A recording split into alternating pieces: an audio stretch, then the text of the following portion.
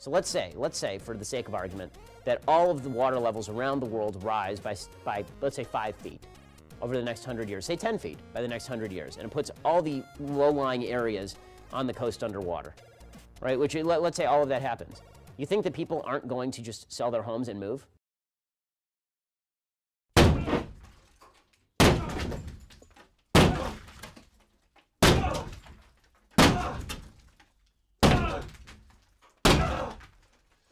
Just one small problem. Sell their houses to who, Ben? Fucking Aquaman!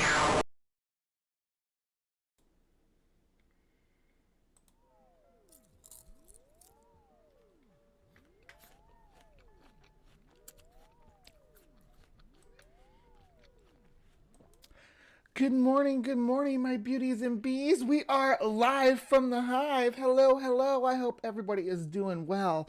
Good to see all these friendly faces. Well, friendly icons. This isn't maybe, but you all get to see my pretty face.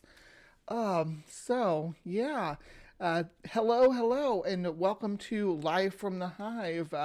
It is 9:30 on Saturday, August 8th, and we are ready to roll. Let me say hello to my audience here real quick. There's some thunder I heard. I thought it was looking sunny. Huh. I don't know if it's thunder or not, but we could use some more rain. All right. Hello, Sandy. Hello, Ring. Hello, AR. Hey, you, Greg. There's our bug bot, Brian Stevens, in the house. Hello. Look at the trees. Spooky. Good to see ya. Captive Desk is here. All right. We got a good start of things. Hey, Dave. Good to see everybody.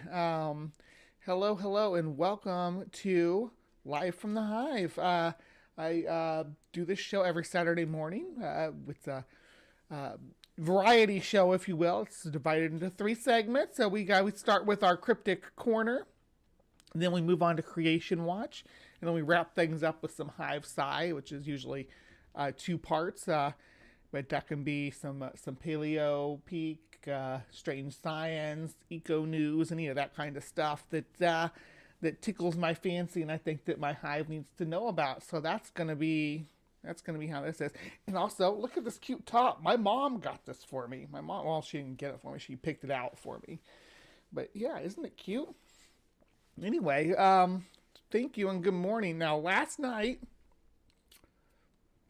was pretty fun. I hung out over on Maya Atkinson's channel.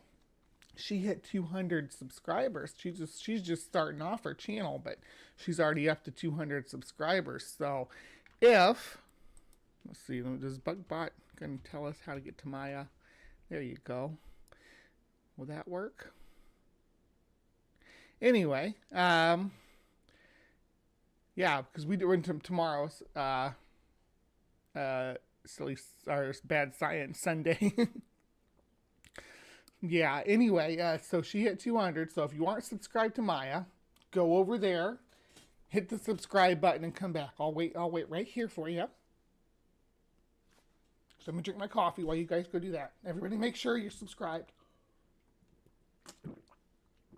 And I don't just mean subscribed on your main account. Subscribe on all your accounts. That way, no matter what you're in there under, you're subscribed. Good morning, Jefferson Spatchcock. Good to see you. Sorry I had to bounce last night, like right after you got there, but I was beat. I'd been up since 6 the day before, or Friday morning. Yeah, I get up early for work right now than the current schedule I'm working, because I got lots of newbies on the floor that I need to help out. But anyhow, oh my gosh, I didn't turn my jellyfish on. Can you all even see the jellyfish from down there? No, the camera's not. Let me see if I can aim it without screwing it up. There. Get a little bit of the jellyfish. There you go. And that didn't mess everything up. You subbed to Maya on like 8 accounts. I did like on 5. That's all I got though, is 5. They all have their own purpose though. They're all unique with their own purpose. All right. So, as far as housekeeping goes, I got my electric bicycle. So I'm hoping that now that I have that, I can get down to the parks more and maybe see some bugs before the summer's over. But we will see. I have to get it put together first, or coerce one of these people here that live with me to put it together for me. One way or the other. It's going to happen, though. So hopefully that'll help me get back in shape, too. I just didn't want to buy just a regular bicycle again if I was going to have to get a new one. So, yeah. All right. So, that's the quick breakdown of my morning. I will see you guys over in Cryptic Corner. It's going to be a good one.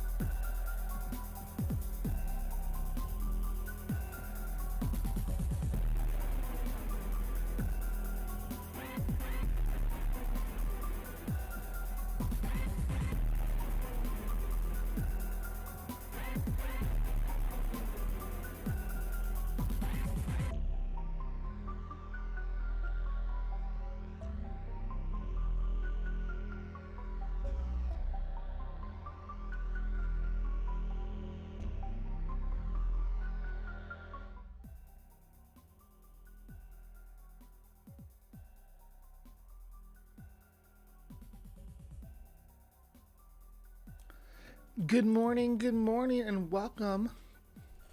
Oh, good morning. I think good morning every time I come onto the show. Let's start from the top. Good evening, everybody, and welcome to Cryptic Corner, where we explore the unexplained, the supernatural, the paranormal and hidden, the mysterious, the alien, the accursed, and the forbidden. Today, we got a bit of a theme I've been doing. I'll take two lesser known cryptids that are very similar, and I will mash them together in a single video just to make sure we have plenty to talk about, and the Cryptic Corner fills its time slot. So today is no different. The last time I did this, I did it with the Loveland Frog and the Woonin Toad. One's a giant toad, one of the other was an anthropomorphic frog, the odd couple. But I wanted to do that again because I enjoyed it so much. So I'm doing it today, and we're doing it with 2 cryptid bears, both alike in monstrosity, in fair Beringia, where our scene lays. All right, so the first thing that we're going to look at in Cryptic Corner, let me get you pulled up here.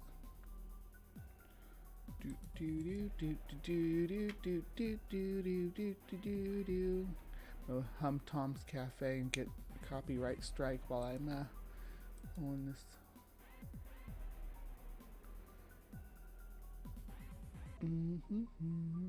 Here we go. So this is not a good wiki, just to let you guys know. I've explored this wiki enough to know that it's not a good wiki, but it's a fun wiki. This first one we're looking at is called the Bergman's bear. The Bergman's bear, Ursus arctos piscator, is an alleged and probably, that's not, is an alleged and probably extinct subspecies of brown bear that lived on the Chamka Peninsula in Russia. The bear was identified by a Swedish zoologist, Sten Bergman, in 1920. Bergman determined that the bear was a separate subspecies after examining the hide, which had fur very different from the local bears, and a series of footprints measuring 14.5 by 10 inches, which he judged much larger than other bears in the Chamka, or how do you say this? Kamchatka? There you go, Kamchatka. The Kamchatka brown bear is already bigger than most bear species. It's one of the biggest in the world, I believe. There are a few bears bigger than the brown bears on this Russian peninsula.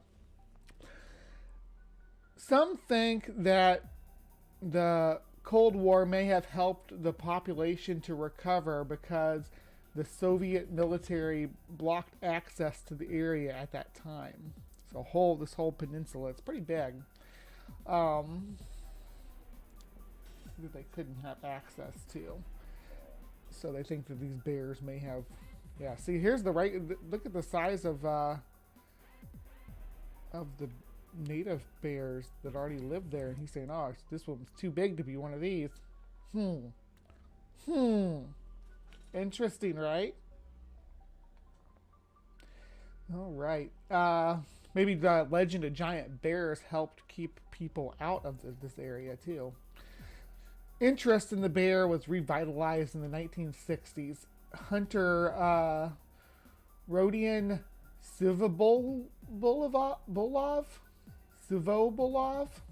That's a hard name too. I'm gonna have lots of hard Russian names today. Remember that time I had all those French names? I was like, blah! It was like when on Friends when Phoebe tried to teach Joey French. Reported claims by Kamchatka natives of an unusually large bear they called either the Ercuium, roughly meaning trouser pulled down due to the appearance of the bear's hind legs, or the god bear due to its large size. All right, based on Sivobolov's description, biologist N.K. Vereshchagin suggests that the god bear might be a relict Arctodus simus, a massive extinct bear. The idea was coolly received by the scientific community, but the species had long, slender legs, which disagree with Ercuium, and a reference to baggy pants where they are pulled down. However, a nearby Alaska the Boone and Crockett Club announced that a grizzly bear taken by Larry Fitzgerald in 2013 near Fairbanks, Alaska, will enter the record book as the largest ever taken by a hunter and the second largest grizzly skull in the world. That skull was found in Alaska and measured 27 and 13/16 inch, 7/16 bigger than the Fitzgerald's. Many giant bears have been reported in Alaska. In the winter, an ice bridge forms between Russia and Alaska. It is possible that some large bears have moved to Russia and that they are getting bigger and bigger with every generation. Yeah, because bears, known for their infinite growth, right? Bears that never stop growing ever. Like, they're like snakes and crocodiles. They just keep on growing. No, that's not true at all of any carnivoran. All carnivorans are going to have a maximum size, and it takes certain genetic anomalies to make them exceed or be more massive than their natural counterparts. Things like hybridization, as you see with the ligers,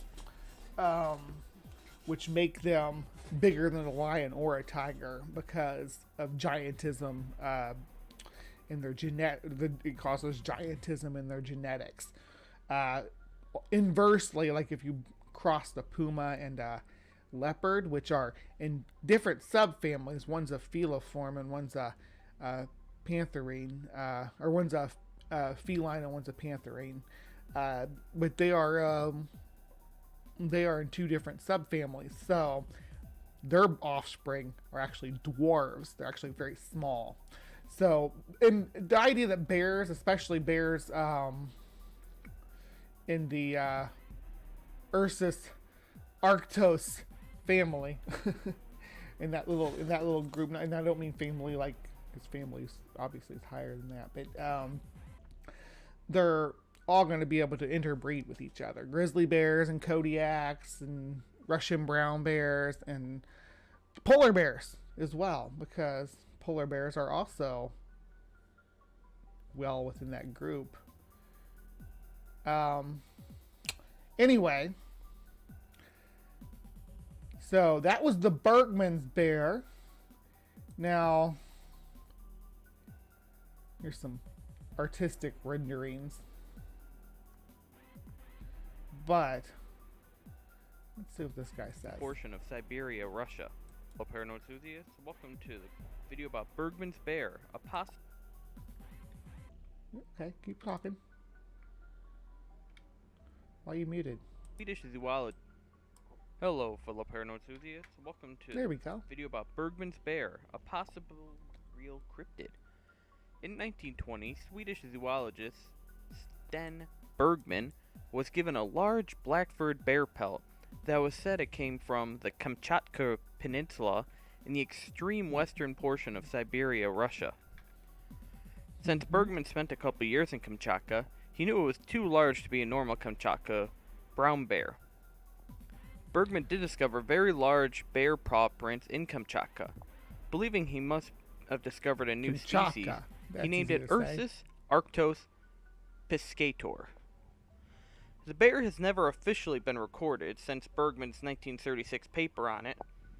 However, the area the bears are supposedly inhabiting is closed off by the military, with some of the military personnel claiming there are large bears roaming the off-limits area. Well, no doubt. So it might just be mistaken identity, just a large version of the Kamchatka bear, or is it a new species? With the area being closed off, nobody can really investigate. But like I said, there is military personnel claiming there are large bears in the area, so this might actually be a real live animal. So, yeah. Thank you guys so much for watching. Hope you enjoyed it. If you did, if it is, that means a subspecies of brown bear, but really cool. want to like and share the video, it'd be much appreciated. And if you want to see more of my content, subscribe for more paranormal activity. And I will see you guys later. Bye-bye. All right, and then and just to show that this guy's not a crank, Sten Bergman's not a crank. Bergman was born in Renstater, Sweden, and was the son of Professor Johan Bergman and Kirsten Henriksen. He passed his student exam. I guess that's what that is. It's probably Sweden's version of a student exam anyway. I don't know how to pronounce it. But in 1914, and obtained a Bachelor's of Art degree in 1917, a philosophy degree in 1925, and became an honorary doctor in Stockholm in 1952, an honorary degree. So he was acting assistant and acting director of the Swedish Museum of Natural History during different periods from 1923.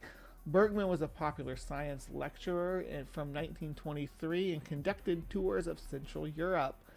So he's not a crank at all. It talks about, he was an explorer too, kind of an adventurer of the time, right? That going all to all these far off countries. Bergman was a popular science, there we go, and conducted tours in Central Europe in 1926, 1933, and 1955. In Italy in 1955, as well as Japan in 1960 and 1962. He was explorer in the Kamchatka Peninsula from 1920 to 1923. That's where this story comes from, more about this bear. In the Kuril Islands from 1929 to 1930, in Korea from 1935 to 1936, and in New Guinea from 1948 to 1949, in 1952 and in 1953, and from 1956 to 1959. They kept track of his tour. Somebody must have his tour schedule who wrote this this wiki article. Good grief. But yeah, member of the Royal Danish Geography Society, travels to Japan, Korea, cannibalism in New Guinea, personal life, awards, and all that good stuff. So he's not some crank that's talking about, there's giant bears in this wilderness. He's like a real scientist, apparently a falconer as well. Anyway. And then, so that's our first bear. So then we can jump right across the Bering Strait here to the New World. This is McFarlane's bear.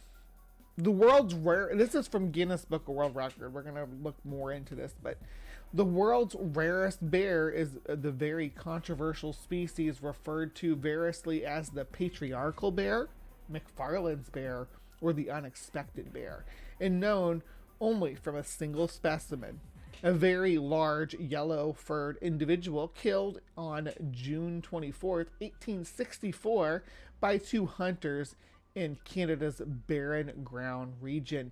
It was originally assumed to be merely a grizzly bear, and its skull and pelt were given to an amateur naturalist, Roderick McFarlane, who in turn donated them to the U.S. National Museum. When they were examined and formally documented in 1918 by renowned amateur naturalist Professor C. Hart Merriman, however, he considered the bear to be so different from all previously documented forms that he officially classified it as a new bear species, which he named Vetolarctos inopinatus, thus housing it in a new genus too. Yeah, so that was Guinness book. I found a little bit more on it though, so I think we're gonna dive in here about this, the unexpected, inopinatus.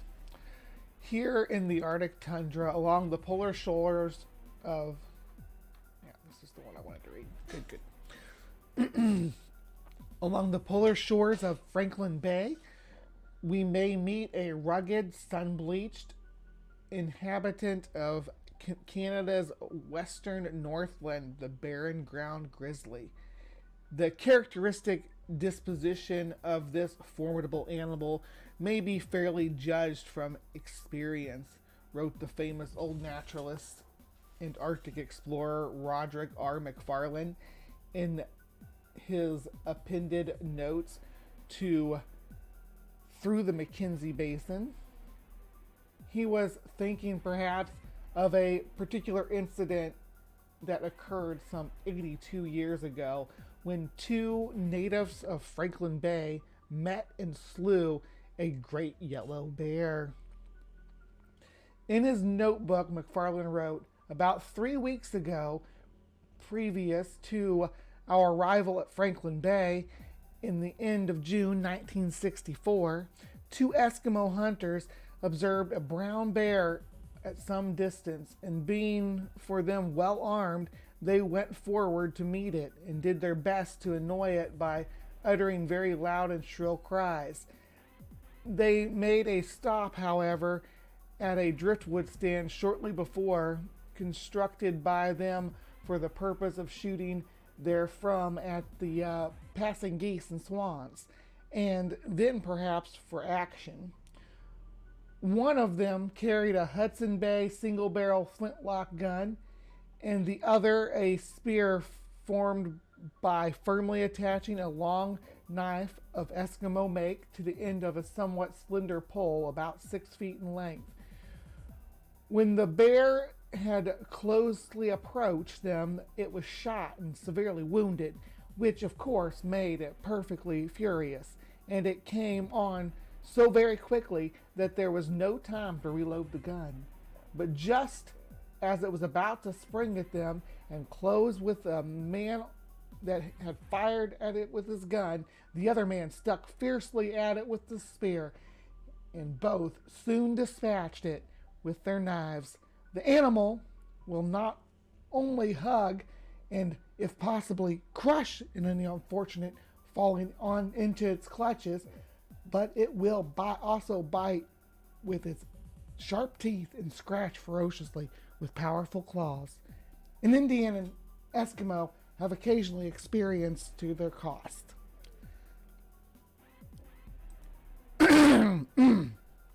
Excuse me, I'm losing my voice, I swear.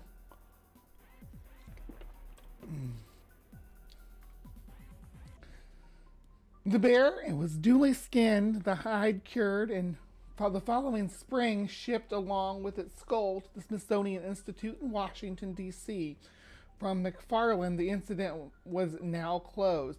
Neither he nor the two Eskimos who killed the bear had noticed any significant peculiarities about this particular bear. And to them, it was just another barren ground grizzly. In the course of time, it arrived in Washington and was eventually cataloged, number 1979 of the McFarlane collection, skin number 8706 and skull number 7149, collected June 24th, 1864. For more than 50 years, this yellow bear lay unnoticed in the archives of the United States National Museum. At last, when a sufficient number of big bears had been accumulated to warrant a review of the species, Dr. C. Hart Merriam, Dean of the American Naturalists, came across the McFarlane specimen. This was no ordinary barren ground grizzly, nor was it its unique yellow coat the basic character that separated it from all other living species. Because of the peculiarity formation of the teeth, Dr. Merriam recognized it as a new genus and named it Veluarctos inoptinus unexpected. He discerned resemblance between it and the extinct bear Arctotherium and Trimarctos. It was indeed fortunate that this eminent scientist made his discovery and was able to tell the world of this surprising creature just 2 years before McFarlane's death. A search through the published notes and records of early explorers has added little or nothing to our knowledge of this patriarchal bear.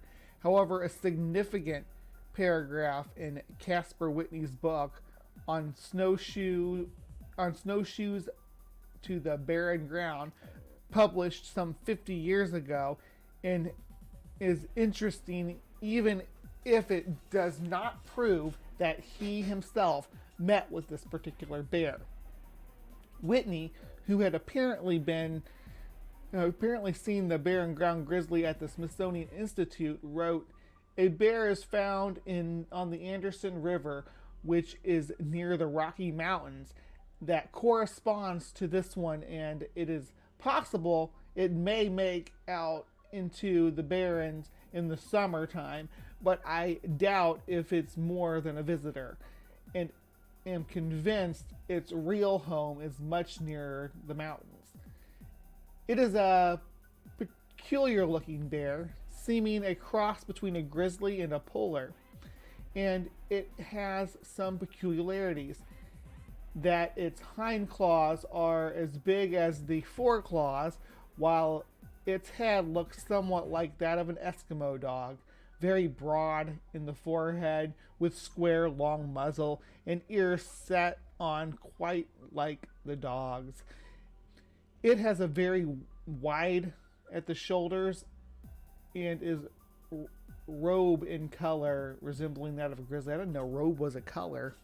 Huh. Yeah. I was not aware that robe was a color. Where shall we I'm losing my mind. Looking at the wrong paragraph, way down here. Where shall we turn for further light on this remarkable survivor? R.M. Anderson of the Canadian National Museum believes that it is not extinct, as its habitation is in the remote realm of no man's land, the edge of which is seldom reached by Indian or Eskimo. It is possible that more of its kind may still roam this vast Arctic tundra in northern Canada, but it is more likely that, as Ernst Thompson Seton said, this was, like McFarlane himself, the last of a rugged, heroic wilderness race, and it survived providentially to fall in his hands and furnish him a monument in the record of bears of bygone days. Although the strange bear has not a great deal in common with the extinct giant bear Arctotherium and Trimarctos, the resemblance were sufficient to suggest that McFarlane's specimen might claim an ancient line of descent quite different from the ones that gave its better known bears today. Anyone who has associated with the friendly Indians of the Northwest has probably at some time or other heard them tell the story of a huge bear that in the times past made protracted raids in their country. Strangely enough, I find no reference to this legendary storyline in literature, though Seton, McFarlane, and other noted explorers must have been familiar with them. No matter where you go in the wilderness of the upper Yukon, on the barren waste of beyond the Great Slave Lake, or to the rugged mountain passes of British Columbia, the basic fact of this story are always the same. As much as these Indians love to tell exciting stories of wildlife and their hunting experiences, I have always found them dependable and truthful. At first, they were reluctant to tell their stories to their fathers, seemingly a skeptical a little skeptical themselves and doubtful of the white man's readiness to believe it. But eventually, sitting around the campfire, one gleans the story of a great carnivorous animal resembling a bear, which can kill a moose with one stroke of its paw and carry it away as easily as a lynx carrying a rabbit. If the listener seems not too skeptical, the Indians will continue to tell how after one of these bears raided the country, you can follow the trail of blood splatters on the upper branches of trees until eventually it's lost beyond the timberline where the beast came from and went. None of the Indians seem to know. The story, no doubt, has some truth and could have originally been brought by visiting Indians from the west, where huge Kodiak bears, the largest living carnivorous animals in the world, tower above the stunted trees of the Pacific coast. It is also within the realm of possibility that some such giant bear actually existed here, as Inopnatus did before the coming of the white men. All right, so that was our second bear that we're talking about. That's the McFarland's bear. Most modern research indicates that it was probably a hybrid. The McFarland's bear is a proposed extinct species of bear that was found in the Canadian Northwest Territory in 1864. Naturalist Robert McFarland acquired an enormous yellow-furred bear skin from the Inuits, as well as a bear skull. McFarland shipped the remains to the Smithsonian Institute, where they were placed in a storage and soon forgotten. Eventually, Dr. Clinton Hart Merriam uncovered the remains, which he recognized as a new species, Ursus inopnatus. In 1918, he described the specimen as a new species and genus, Vetularctos inopnatus, calling it the patriarchal bear. With the exception of unconfirmed sightings, the McFarland's bear is sometimes thought to have gone extinct since the specimen was obtained in 1864. There have been many theories concerning the origins of the McFarland's bear, which include suggestions that it may have been a grizzly polar bear hybrid, or even a surviving representative of a Pleistocene species. It is known nowadays that grizzly and polar bear hybrids do occur on occasion, and that they match the specimen's description very well. Notably, the pale tan fur, and apparently also the oddly shaped skull, which led Merriam to propose his new genus. While this seems to be a satisfying explanation, it was not tested thoroughly because the hybridization theory was for long just that. Now that more than circumstantial data such as hybrids exist, ancient DNA analysis and/or morphological study of the bear may well resolve the case of McFarland's specimen. If it turns out to be a hybrid, the scientific name Vetularctos and Ursus inopnatus would become invalid under ICZN. So that's the zoological naming convention that we use. In episode 215 of History Channel's program Monster Quest, Giant Bear Attacks, paleontologist Dr. Blaine W. Schulbert of Eastern Tennessee State University was allowed to examine the skull, although the Institute did not allow him to the examination to be filmed. Schubert stated that he was 100% sure that that it was the skull of a young female brown bear and actually not particularly a large individual. So that was the the assessment of the skull. And here we're just going to look at some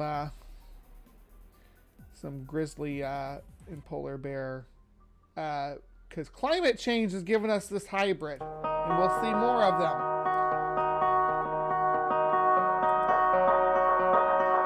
at that. Isn't that beautiful?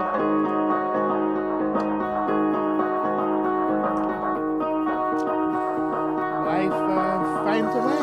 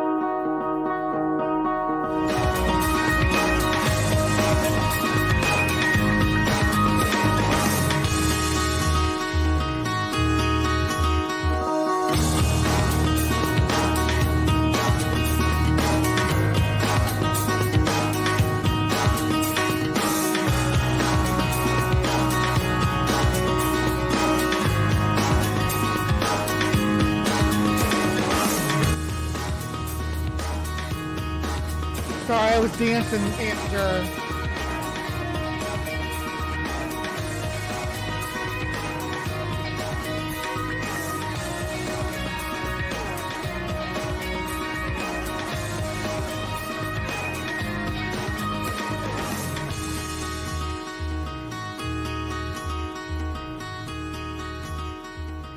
That song's a banger. I'm sorry, I was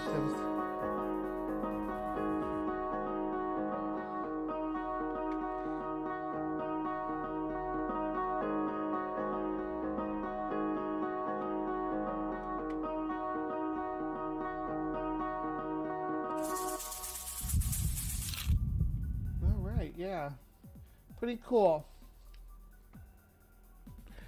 All right, so that was our cryptic corner for today. A little bit shorter, but that's okay because I actually have a video. The reason I didn't have a video for this one, like a full video that I reviewed and responded to, was because I have a video for I'm going to be responding to for HiveScience today, which is a little bit special. So, yeah, so climate change is impacting the way that animals migrate in the areas that they inhabit, causing hybridization between brown bears and polar bears. So the problem, if there is a problem, with the hybridization, I mean, obviously there's a problem with the climate change.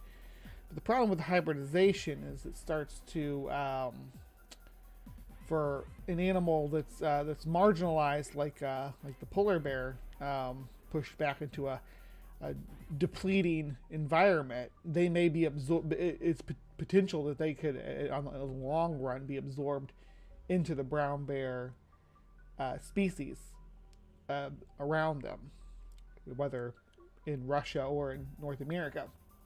And we see this happen. We know that this can happen.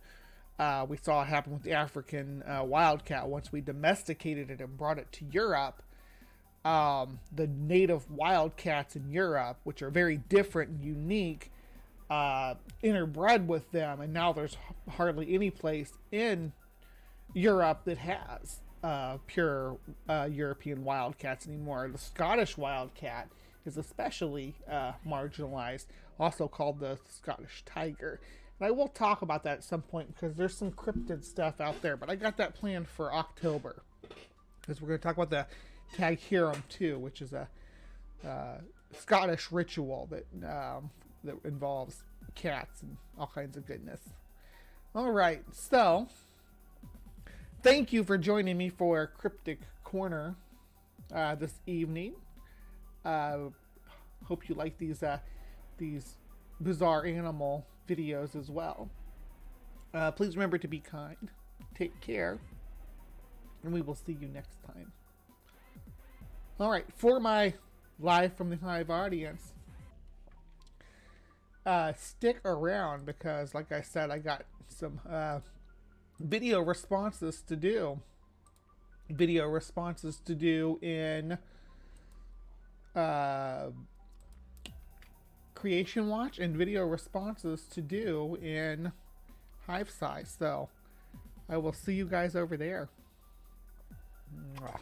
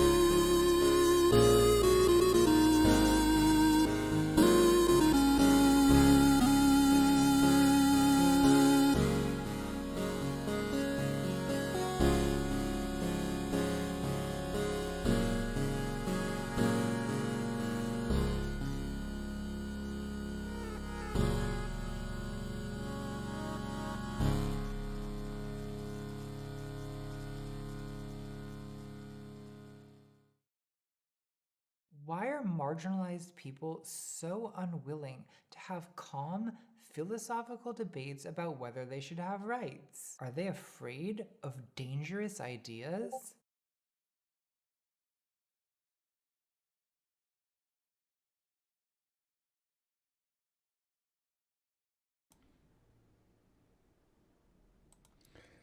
Hello, hello, and welcome to Creation Watch.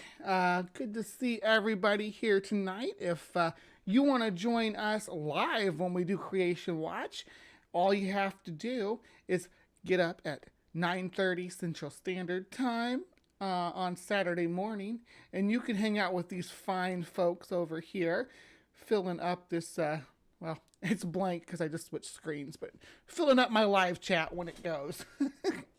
Anyway, thank you for joining us tonight in Creation Watch. I hope everybody is doing well. Now, recently I've been bouncing around with some new concepts, but I always get drugged back to the evangelicals. I guess it's because I'm in the U.S., and evangelicals are who impact my life the most because they're the ones pushing legislation in my country. And sometimes you wonder you want to get inside their head and get an idea of what they view of how the world's going on. Now, they believe that there's like demonic forces that are actually driving culture. It's peculiar, but to get an idea and understand, you need to look at their propaganda. And I want to do that today because recently I've seen a few people talking about this and doing some clipped coverage of it, but I want to see what you guys think as we go through the whole interview, because this puts some things in perspective for me. Let's just dive right in. Let me know if it's too loud or too soft. Whew. Whoa. Lucifer in the flesh. Do you know how many journalists would kill? Wait, you probably do. First, I want to say thank you to agreeing to this interview, because I know you are a very, very busy person. Yes. I usually like to fly under the radar, but I figured. I gotta say, the FX here, pretty high quality. The hands was a nice touch. They didn't even need to do the hands. Just the head was, good enough. But they put a lot of production into this. Somebody came in and professionally put this mask on this gentleman for this interview. Since I'm already on the campaign trail, why not? Okay. He's on the First, campaign trail. Let's talk about your reign. Hint, hint, the Democrats. Now, you've had a fairly long one. What would you attribute to your success and popularity? Oh, that's easy. Every generation is the same. I appeal to their lust and ego. I offer all the sex, wealth, and fame a person could want. Do as thou wilt has been my campaign slogan from the start. And my campaign platform hasn't changed either. I run on the same 3 issues. What is the idea that Satan is even? Yeah, where does that notion even come from? That he like campaigning for our souls? Does Satan really care that much? Issues every generation: lust of the flesh, lust of the eyes, and pride of life. Okay. Pride of life. Okay. When you say lust of the flesh, what exactly do you mean? Come on now. What do I mean? Isn't it obvious? I just use humans' own innate physical desires against them. Your own biology is weaponized against you. What a toxic system. Good job, God. And since sexual desire seems to be the most powerful, I usually run with that. Now, I didn't create sex. But I must say, I've done a superb job at perverting it. Take pornography, for example. Well, you should know a lot about this one, Ivan. Weren't you addicted to porn? He's like calling out the host. This interview is about you, not about me. Can we get back on subject? Yeah, he does. He sounds like they made him sound like who's the guy with the hat and the skull and the skeleton painted face in Hoodoo and I think Voodoo too. You know what I'm talking about? Papa or some. It's anyway. Now, where was I? Oh, yeah. What I do is gradually get someone addicted to porn. And once lust has had its full work and he and she can no longer restrain themselves, they usually look to act out their fantasies on someone. And sometimes that someone is a child. Oh. Now, So directly, like no in between there, porn leads to that. That's the only place that it can lead to is oh my gosh, attacking a child. Yes, if you watch porn, you will attack children. my plan plays out perfectly. That abused child will eventually turn to a life of promiscuity and perversion themselves, allowing me to continue my vicious cycle. And here's the kicker. Many of those abused girls end up right in the porn industry. Now, how's that for irony? The second thing you had mentioned, I believe, you said lust of the flesh, lust of the eyes. Can you elaborate? Humans are never satisfied. You always crave more. Bigger house, bigger car, more money, more power. The list goes on and on. I just take their natural ambitious desire, pervert it, and use it against them for their own destruction. My plan is to allow them to never be content. As long as I can keep them craving what others have. See, you can't get me, Satan, because I crave bugs. Bugs. Nobody else is after that. That's just me. So, how you gonna tempt me with bugs? I'll spend all my money on bugs. That's what you're gonna do? Surround myself with bugs. I want a butterfly dome.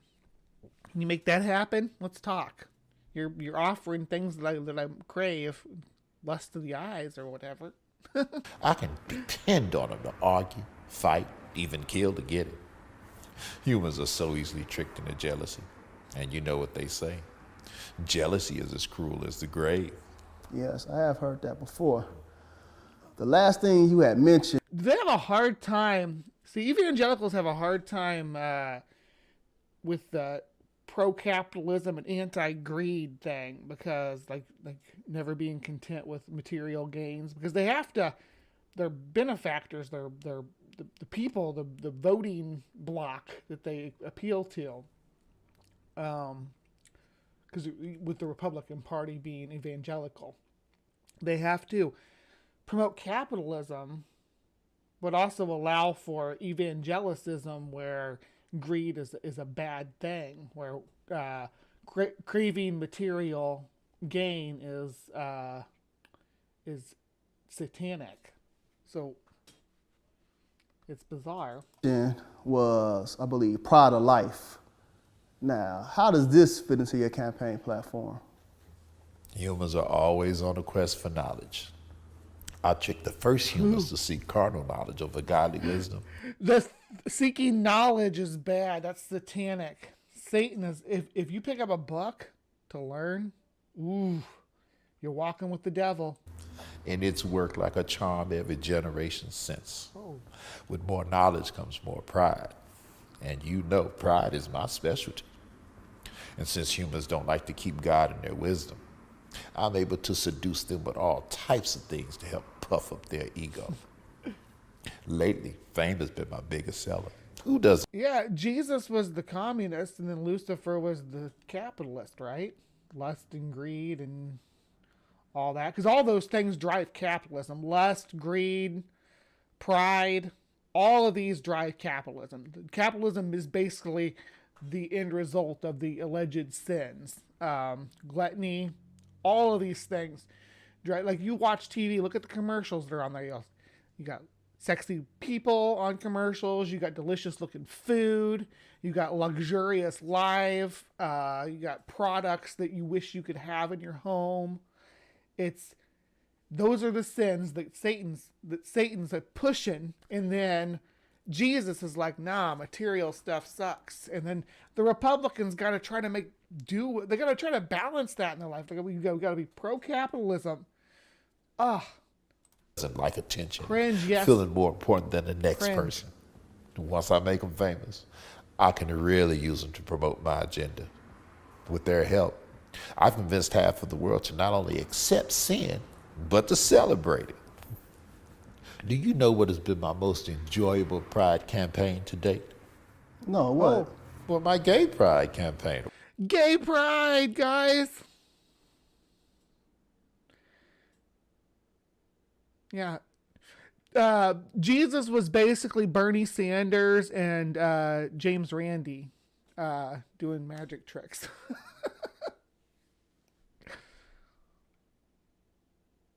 Of course. Not only do I get the chance to promote your own self-destruction, I get to use God's logo, the rainbow, to do it. Love is love, right? God's logo is the way that light diffracts through crystalline structures.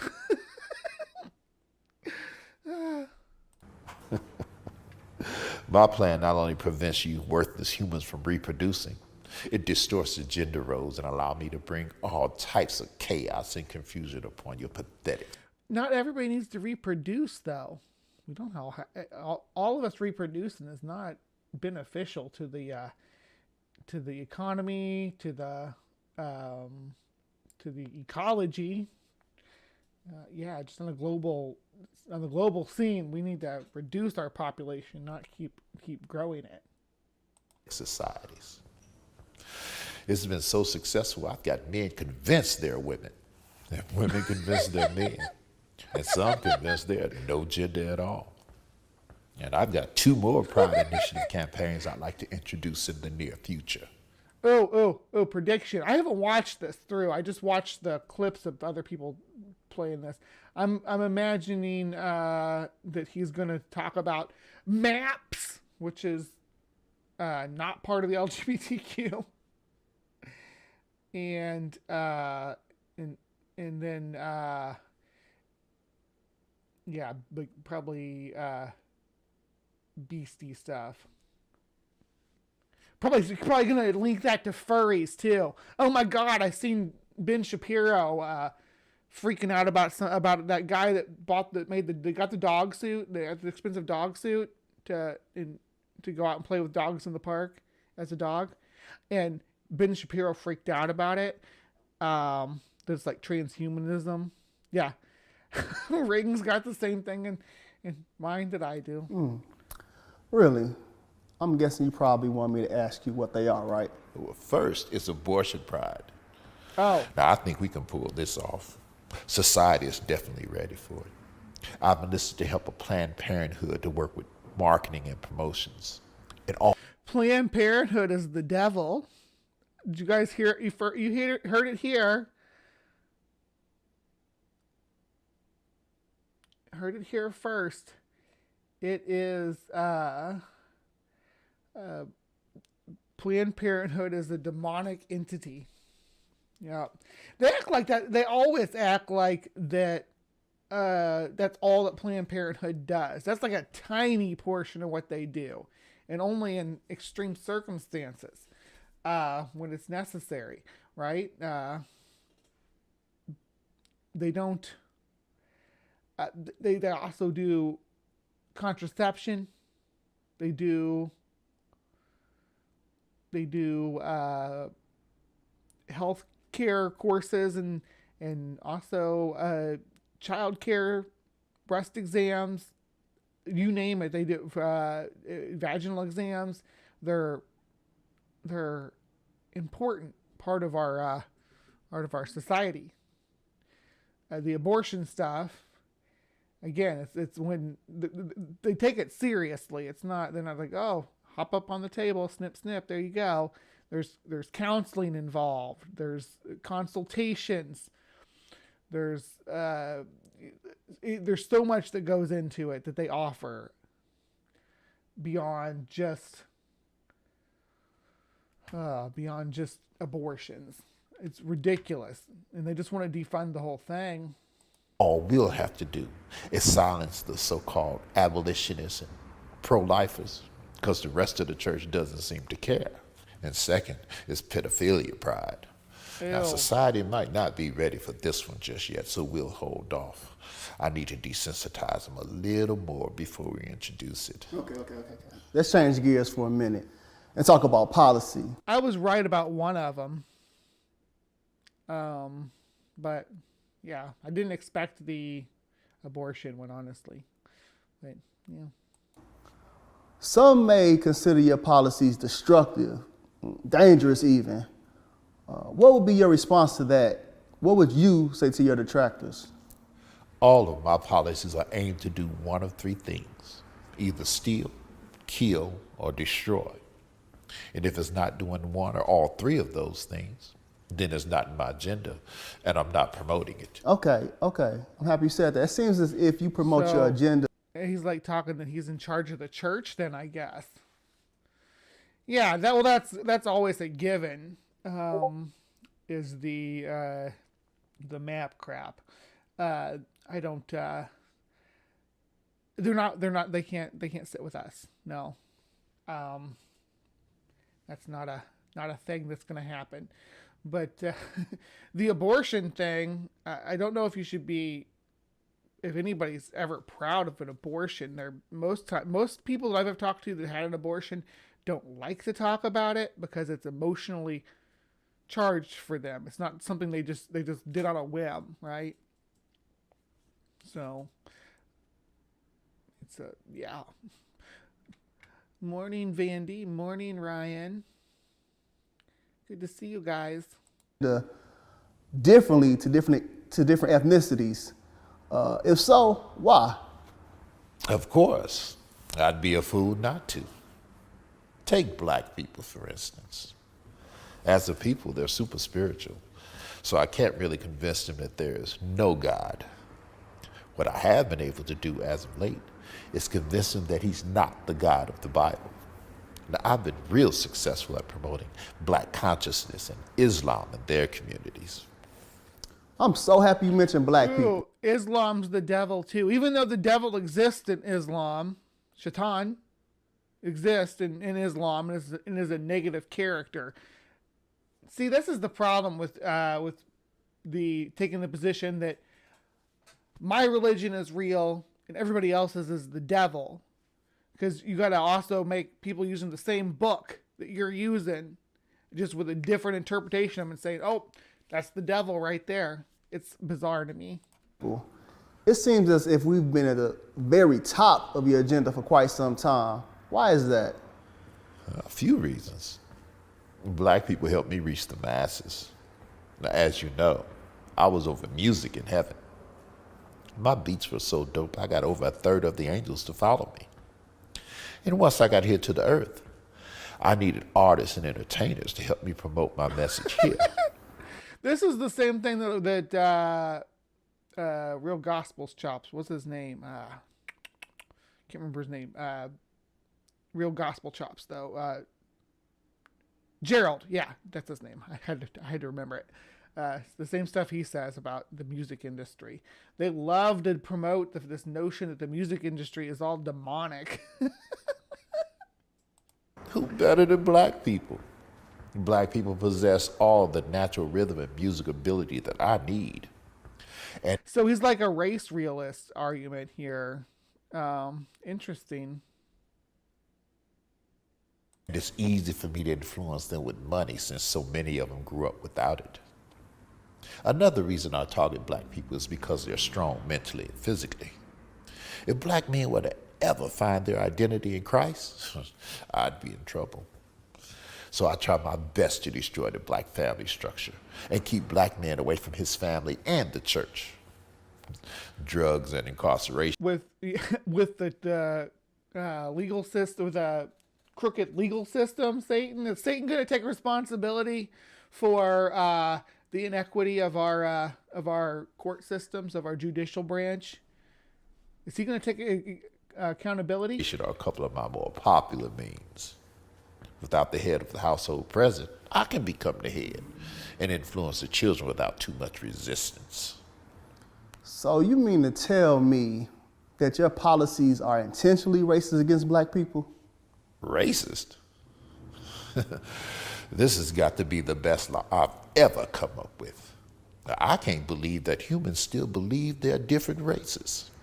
But to answer your question, yes. It has always been my policy to talk. Well, that's pretty base to say that, yeah, about the different races. But races are as real as money and gender and all these other socially constructed things that we have erected. So to deny, I mean, you can deny civilization itself is a construct, right? Our structure of societies and cultures and all this stuff is as real as race. These things exist. They're not always great. Most of them are historically held over, especially the race stuff, because as we move in more and more forward, you're getting groups are totally mixed now. It's nothing. Nothing's barely anything anyway is held over from like a period. There's hardly any uncontacted people, and once they're contacted, that admixture starts, because that's the first thing that Europeans want to do when they find a new group of people is make babies with them, I guess. But yeah, it reminds me of that Jay and Silent Bob joke where he's like, I want to be the first person to find a new race of aliens, and fuck it. See homeboy there? He fucked a Martian one time. Yeah. Jay says, I should have got a clip of that. Target and isolate a group of people. And out of all my strategies, this skin color thing has worked the best. I definitely want to keep white people and black people separated. Dude, it's just how far our ancestors lived from the equator for skin color. That's it.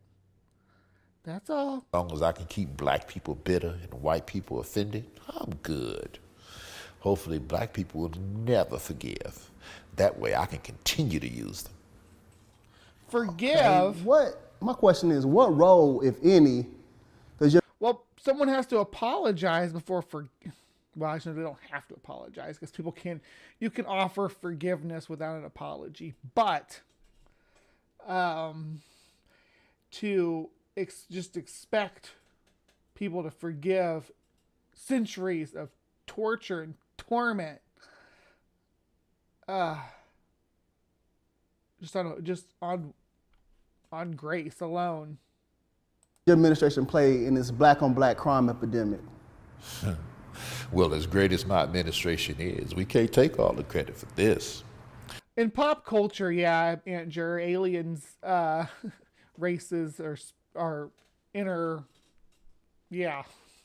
Like, look at Star Trek, Star Wars, and Avatar. Black people help us tremendously. By aborting so many of their babies, they allow us to bring death to their communities. As the Bible says, they sow the wind and reap a whirlwind.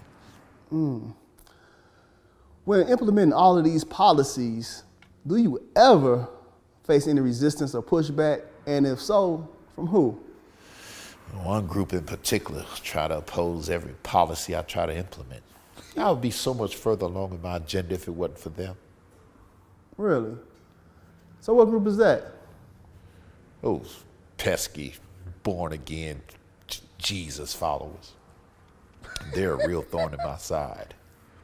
Every generation, they come together and try to dismantle one of my signature policies. Now, I've convinced half of the world that Jesus didn't exist and the other half that he wasn't divine. Well, I don't know how many people, I don't know if I'd say that half the world are mythicists. I think probably more than half the world believe he wasn't divine, though. Almost certainly. Um, a lot of, I mean, to a lot of people, he's like, no matter what their belief system, he's like, can be considered a revered character, even if they're like, I know that even Islam, which you personally pointed out, they hold Jesus in high regard, and I know certain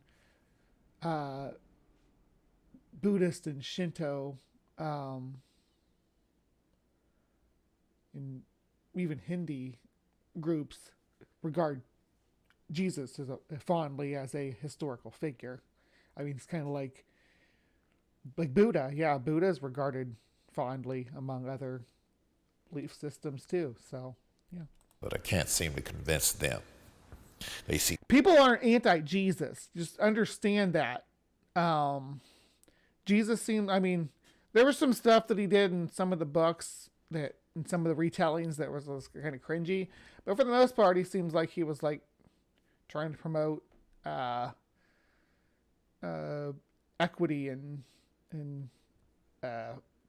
caring for your fellow man. I don't know how well those things hold up because there were a lot of archaic notions tied to it, but I assume he was pretty progressive for his day. So people aren't like against that aggressive prophets. They're against the people who have warped it into this death cult, where you literally put on a rubber mask and pretend to be the enemy of Jesus because you have to be persecuted when you're not. Most people are like, Jesus is cool, just don't be proselytizing to my kids and stuff, things like that.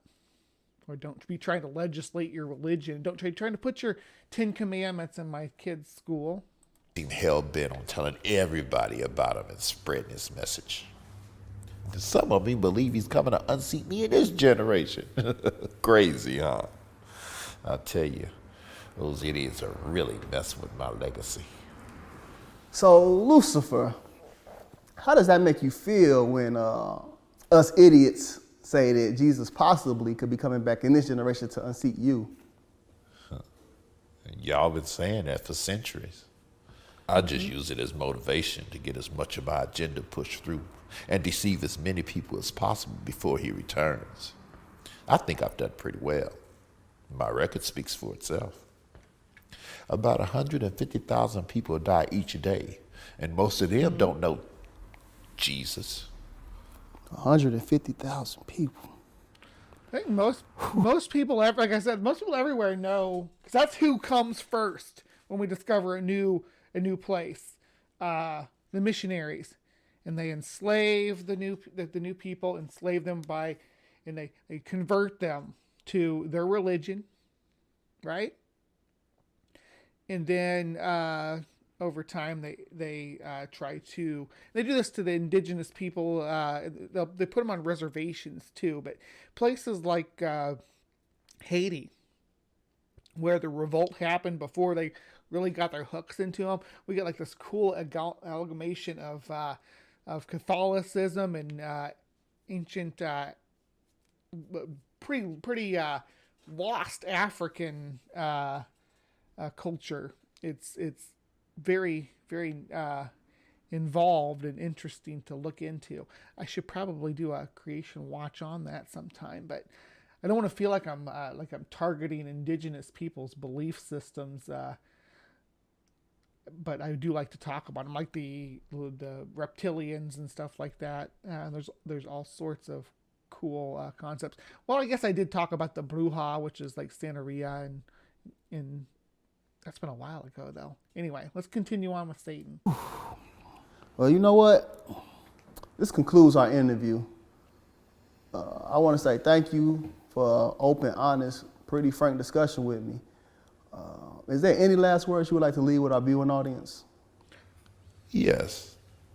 I'd like to take this moment and give a special thank you to two groups of people. First, I want to say thank you to all my followers. You are the hands and feet of my administration, and we could do nothing without you. Keep up the good work spreading my message. And second, I'd like to say thank you to the divided church. I love the way you argue and use your passions to fight amongst each other. Keep up the good work.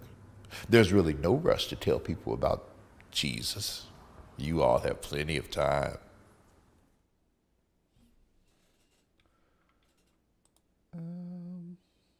It's just scripture. The war broke out in heaven. Michael and his angels fought against the dragon, and the dragon and his angels fought back. But he was not strong enough, and they lost their place in heaven. The great dragon was hurled down, the ancient serpent called the devil, or Satan, who led the whole world astray. He was hurled to the earth, and his angels with him.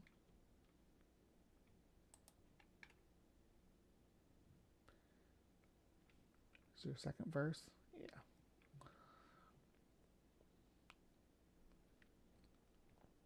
Then I heard a loud voice in heaven say, "Now I have come, the salvation and the power and the kingdom of our God and the authority of his Messiah. For the accuser of our brothers and sisters, who accuses them before our God day and night, has been hurled down."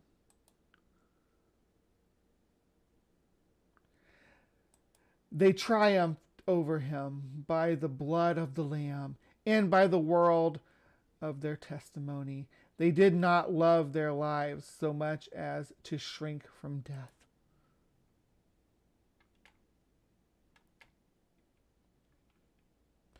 Therefore rejoice, your heavens, and you dwell in them. But woe to the earth and the sea, because the devil has gone down. Oh, that went too fast for me to finish reading it. All right. Nifty, nifty. All right, so that was... moved a little too fast there.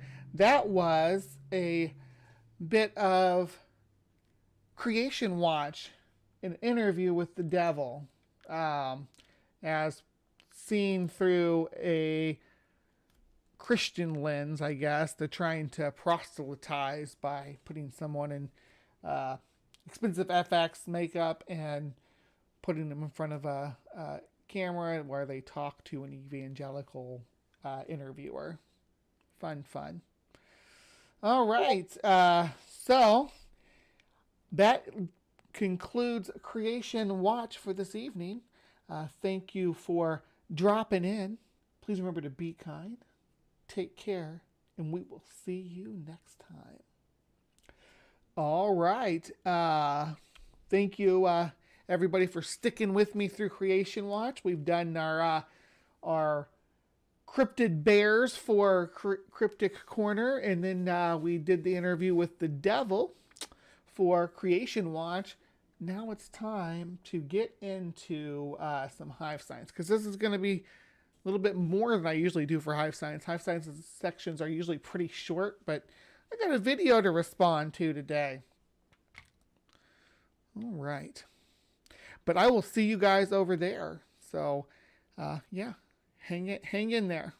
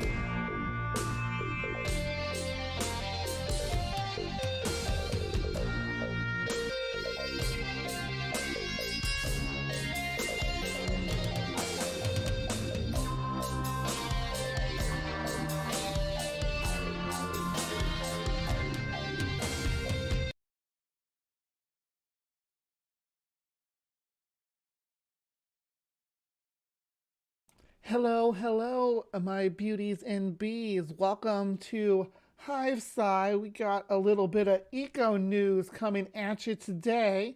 This is going to be probably the longest HiveSci eco news they've ever done. It's actually got a video I'm responding to.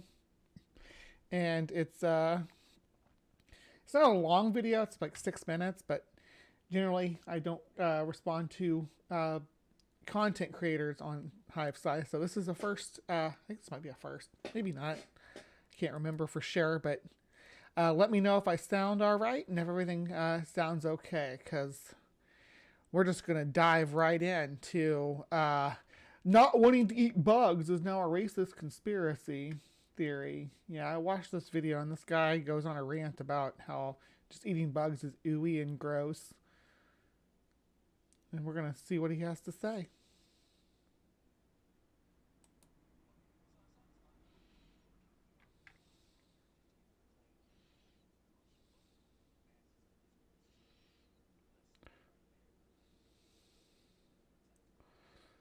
Because you're going to conflate saying, hey, it's healthy and okay to eat these organisms to pushing them on the masses.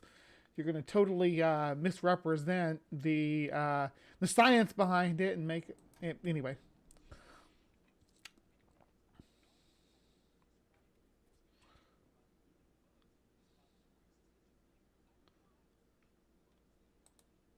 So just to be clear, the idea that they're pushing bugs and saying, you're going to eat bugs, you better eat bugs. Nobody is saying that. People are saying, hey, you know what? Despite what our Western culture has led us to believe, the video's muted. Shoot. Okay. I can restart it. It's only 20 seconds in. Here we go.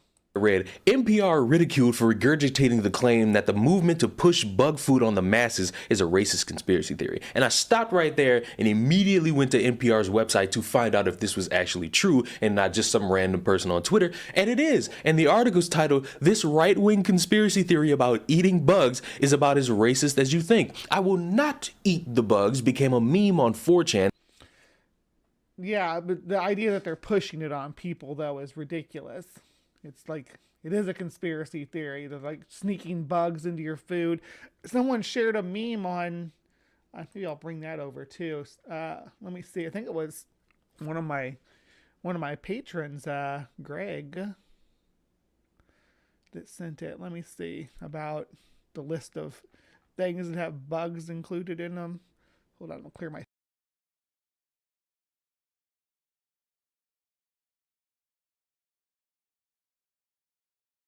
It's been a minute. Here we go. Bug alert.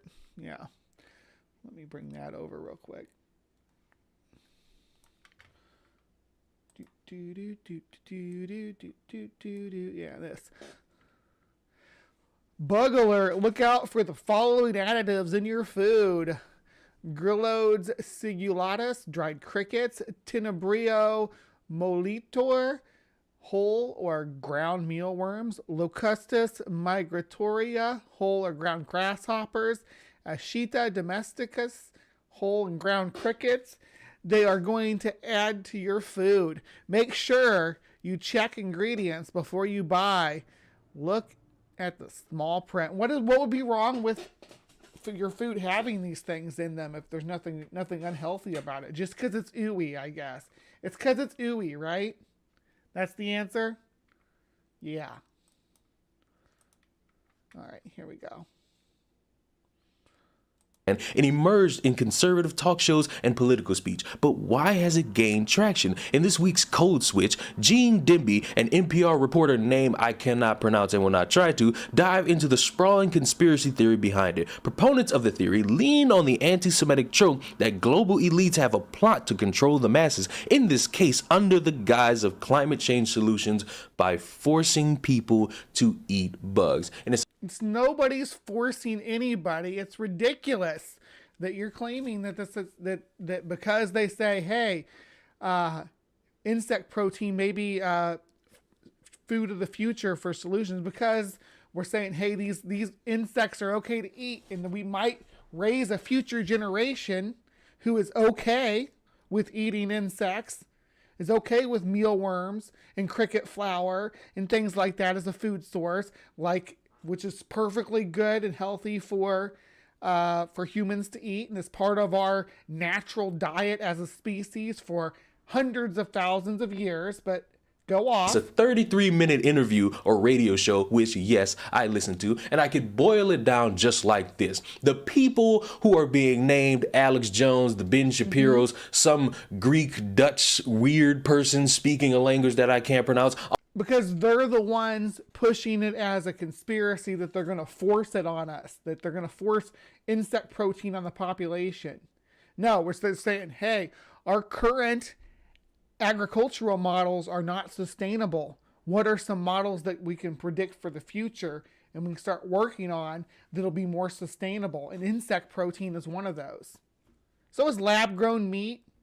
Yeah, so again, go off. All these people are talking about different things and also adding the bug eating concept to it. And the game of this radio show is to say, hey, these people are making this thing trend, so you shouldn't take it seriously because they're just a bunch of right-wing conspiracy theory nuts. And at first, I thought maybe they have a point. But then I thought to myself, and I said, self, how is it that these people are only painting it as conservatives spouting a bunch of nonsense about eating bugs when if you go on Because they're saying that people are going to be forced to eat bugs. NPR's website and you type in bug or insect like many people did and posted to Twitter, you will find things like this. Are insects the future of food? Etymologist Marcel Dickey, yes, I'm pronouncing it like that, wants us to reconsider our relationship with insects, promoting bugs as tasty and ecologically sound alternative to meat in an increasingly hungry world. At a bug eating festival, kids crunch down on the food of the future. Elementary school student Holly Hook takes a deep breath, crinkles her nose, and pops a cricket into her mouth. Chewing thoughtfully, she looks up and smiles. It's good. Although the thought of eating insects might make many parents in the United States cringe, people living in the 80% of the world's countries that consume bugs probably wouldn't bat an eyelash over Holly's crunchy snack. Neither would a small but growing. Right, because it's just Western cultures that you've been conditioned to think, ew. It's because you think it's ewy to you. It's because you've been conditioned that ew, bugs. No, that's not how they're just as much food as the mammals that you've been conditioned to eat, the birds that you've been conditioned to eat, the aquatic crustaceans that you've been conditioned to eat, because insects are just terrestrial crustaceans. So you're okay with eating water bugs, shrimp, lobster, crayfish. Oh, but when they live on land, oh no. Team of renowned chefs and scientists from across North America who are trying to persuade kids to eat insects at the Brooklyn Bugs Festival. By 2050, there will be more than 9 billion people on the planet, and the United Nations estimates that to feed everyone, sustainable food production will have to increase by 70%, and bugs will need to be a critical source of protein. Your ancestors probably ate insects, so what's True. bugging you? Grossed out by that maggot squirming in your apple? Your ancestors weren't. In fact, they probably would have popped the offending critter into their...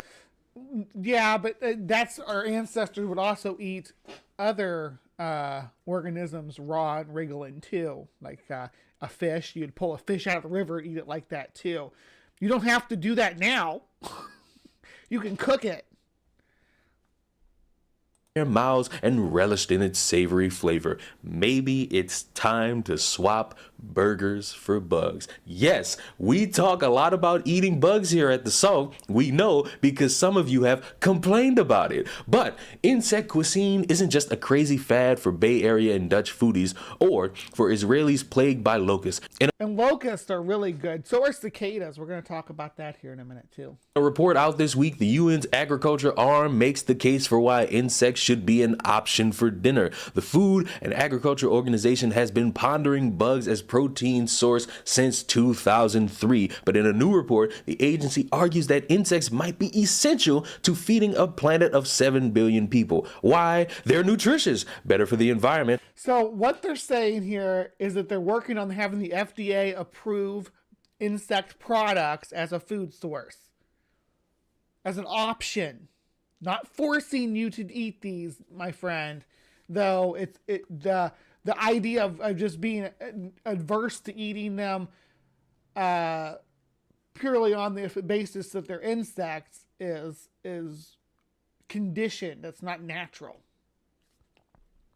And other protein sources can generate jobs. So when we want to play the game of this side over here is being a bunch of conspiratorial nut jobs, you have to consider they're getting it from somewhere. And this, yeah, but you're going to conflate the fact that that NPR and all these reports and scientists are saying, yeah, these are perfectly reasonable foods to eat, and the FDA should approve them as food, to saying, hey, they're going to force you to eat them. It's a weird flex, bro. You got it all wrong. this is just one place that wants to play the game of, oh, this entire concept is just some made up thing. And how could you really sit there and say people are trying to push the narrative of bugs being...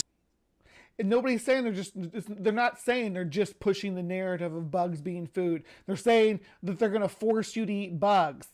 It's different. Something that people should be eating in the future, and considering that it's something healthy for you and it could create jobs for you. No. Matter of fact, let me ask you a question. Would you... Because it's ooey. Because you think it's ooey. Aw. Look at this and think it's delectable? Ants are acidic and not culinary. Well, there are some ants. There's these black edible. There's a species of ants that's literally called edible ants, but you don't eat them whole like that. They're ground. But don't be weird. It's just food. This is like pulling up a picture of a pig, of not a pig, but a wild boar with tusk and bristle and everything, and being like, would you eat this? Would you stick this in your mouth? You're misrepresenting insect protein because you think it's ooey. Would you look at this and think it's delectable? Would you look at this? So, why are you choosing you chose a pest species of cockroach, and now you're choosing a assassin bug with a pile of dead ant corpses on its abdomen? You're just again. This is like if I pulled up a picture of a pig and of a chicken and said, hey, would you stick this in your mouth? Like these wild animals, you're so weird. And think, I would love that as a tasty treat. Would you want this on your salad? That's not even an insect. That's a centipede. Not even an insect. You don't know what you're talking about. Would you want this as some... Now, spiders are also edible, but they're not insects. But there are arachnids that you can eat. Culturally, yeah, they're eaten in some countries the same way that we eat like crab or like crab legs, or the way that we eat shrimp. They eat spiders, tarantulas. Something put in barbecue seasoning? The answer is no, and I hate to break it to any... Why is the answer no? That's the answer for you. I love eating bugs. I think they're interesting textures and taste, and yeah, that's me though. I'm not trying to force anybody else to do it, but I'm saying the FDA should approve it, and we should have products available for people like me who are into that flavor palette, if you will, an option for us to eat what we want to eat as well. That's natural food for us. And that for us to have an agricultural industry that promotes it. You being grossed out by it is no different than you being grossed out by someone eating seafood. I don't care that you think it's gross. You don't speak for all of us. You don't necessarily speak for the majority of us. You misrepresent the message in and of itself. Any of you're not racist for it. There is no grounds to lump a bunch of other weird conspiracy theories next. No one. So who is the race issue? Is that it's not really even a race issue? It's a cultural issue, because it's Western cultures that are that don't eat insects, right? It's just this Western culture. people who lived in Europe or countries where Europeans have colonized, where this idea of eating insects is frowned upon. The rest of the world's like cool with it. Yeah. Next to bugs, eating them and thinking, it's only these right-wingers and conspiratorial people talking about this. This is something that has been going on for years, and guess what? The populace is not really sticking with it. Why? Because a lot of people, me included, are not interested in eating bugs. I'm sorry. Yeah, because you've been conditioned that way, but we can shift our culture to catch up with the rest of the world and start considering other food products besides our big fat hamburgers that make us hefty. This new world where everything's a new idea and everybody thinks every idea is a great idea. I'm not eating no bugs no time soon, and I'm not considering eating bugs anytime soon. I would rather run the risk of eating pig lips, aka pig pussy, for those of you who didn't know what pig lips were and you actually thought they were actual mouth lips of a pig. It won't happen because I have steak, I have bacon, I have... Have you seen a pig? Have you seen a chicken? Have you seen how chickens crap all over themselves? Constantly? Bugs don't do that. Have you seen a pig? They roll around in their own waste. Cows too. In mud.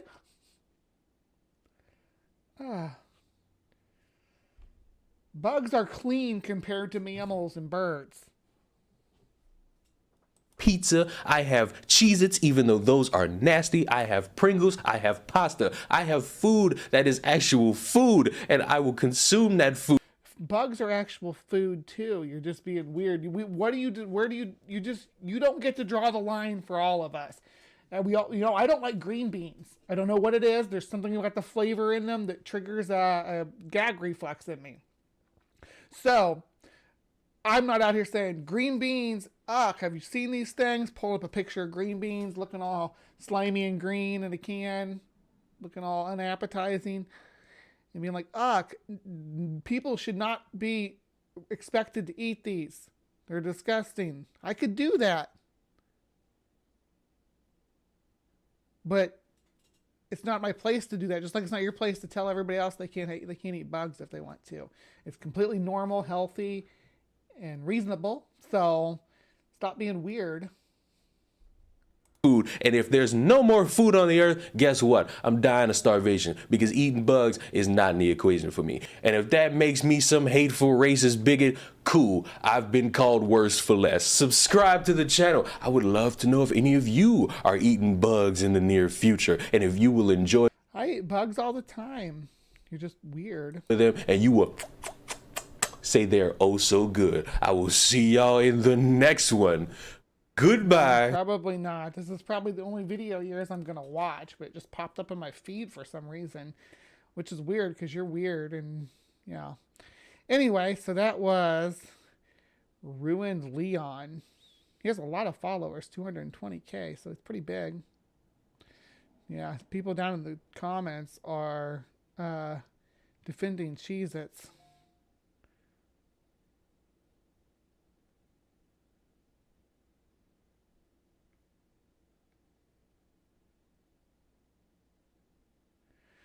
Unsanitary. Insects are not unsanitary. They're cleaner than...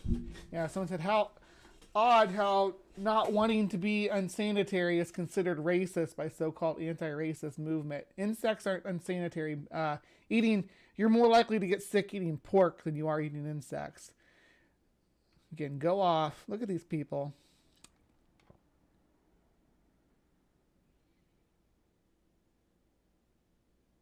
That's not to say them. Let's promote this idea. Us, I hate that idea. No, there's no us. I hate that idea. There's a fringe group of people saying they're gonna force us to eat them. It's let's promote this idea. And then it's us. They're gonna force us to eat them, and then it's them. No, that's a conspiracy theory. Dumbass. God, this is making me more aggravated than this is just the misrepresentation. But let's look at some options for bug insect protein and their health benefits. 6 bugs you can eat. It may make your skin crawl, but some bugs are a good source of protein and healthy, unsaturated fat. It's no wonder they're staples in non-Western diets. Could you eat something that once crawled on the floor or buzzed in your ear? The idea of edible bugs may sound strange among Western diners, but entomophagy, almost entomologist, entomophagy, or the practice of eating insects is anything but new in Asia, Africa, and South America. There are many cultures that have included insects as part of their diet for centuries, says Sujaya Rao, PhD, a professor and head of the Department of Entomology at the University of Minnesota in St. Paul. At the same time, this is the food of the future. We will need alternative foods that can be raised in small environments that are easy to raise, she says. Insects are the answer to that call. Health-wise, insects tick several nutritional boxes. Think about all the insects, or think about an insect that's so small, but picture a bee flying or a grasshopper jumping. They require a lot of muscle and energy to do those things, says Dr. Rail. You benefit from that when you eat them. In general, insects are rich in protein and low in carbohydrates. They contain essential minerals, including iron, zinc, calcium, and magnesium. They're also rich in unsaturated fat, which is a healthier source of fat than saturated fats. According to a review, the protein content of edible insects range from 30 to 60% dry weight after being processed, or 10 to 25% fresh weight, which is higher than plant protein sources like cereal, soybeans, and lentils, and can sometimes be greater than meat and eggs, says Antoinette Hardy, a registered dietitian nutritionist at the Ohio University Wexner Medical Center in Columbus. The fat content ranges widely from 10 to 60%, and it's mostly healthy, unsaturated fat, she said. Important, too, are the environmental benefits of eating bugs. Consuming insects could potentially help solve food access, cost, and environmental issues in the United States, says Hardy. As Rayo points out, the Food and Agricultural Organization of the United States published a report looking ahead to 2050 when the worldwide population will be estimated 9 million. Insects, the report acknowledges, are a more sustainable option to help rectify food scarcity due to the lack of farmland, overfished oceans, and the effect of climate change and water shortage. Insects require far less water, land, and feed to raise compared to conventional animals like cattle. Yeah, for like mealworms and stuff, like your leftover veg is fine for them. They'll thrive on that. They'll be nom nom nom nom. Yeah, it'll be good for them. There are almost 2,000 species of insects eaten worldwide, said Rao.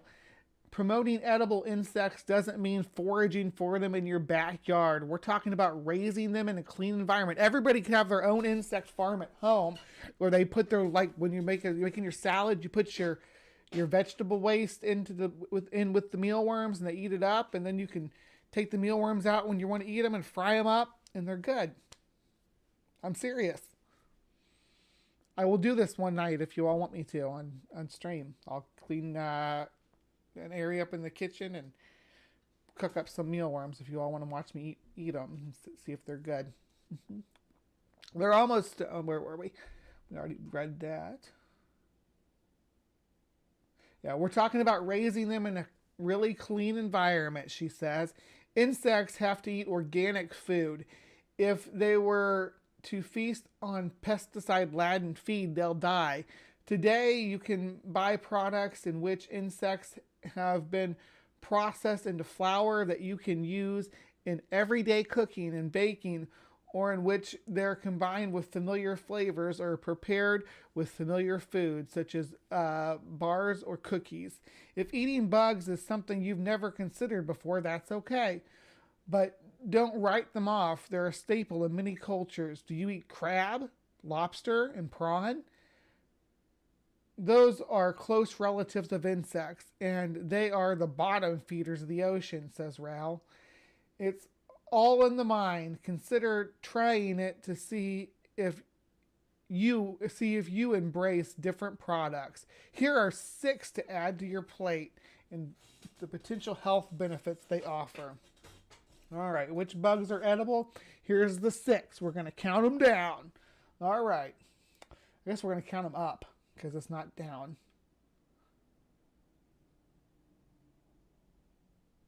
Billie Eilish has a pet spider too, Gur. Yep. And welcome to the stream. Good morning. Crickets are a greater entry-level insect and contain probiotics. If you're not ready to eat an entire insect whole, crunch and all, a good gateway is cricket flour. One company, Exo, sells protein and energy bars made with cricket powder, ground crickets, so you can't even tell that they're full insects. 2 tablespoons of cricket flour. There are 50 calories, 6 grams of protein, 2.5 grams of fat, and 0.5 saturated, and less than 1 gram of carbs per the company. There is also preliminary evidence that crickets support gut health. And eating them spurs the growth of certain good for you probiotics. We got some people eating them here. You want to watch? Testing ants. Like many other bugs, ants are high in protein and relatively low in fat and carbohydrates. Are these edible ants? We have 3 brave taste testers in the studio today who are going to try ants in 3 different forms. And remember, this is different than ants in your backyard. The ants in your backyard are like super acidic. White chocolate wafers. Hey, let's give this a try. This is ants, huh? It looks pretty. I mean, if you had to get ants, I guess this is how I'd want to get ants.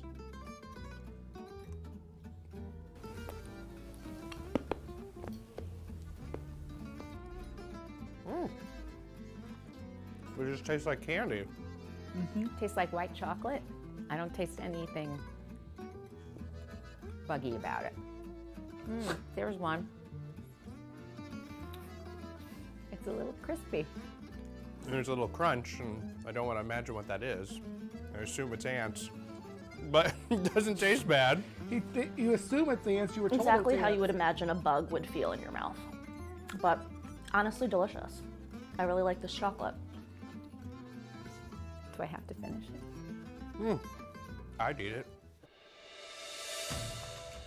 Ants with guacamole. Oh my goodness. This is guac with ants. Okay, here we go. Other than the little dead bodies, it looks normal.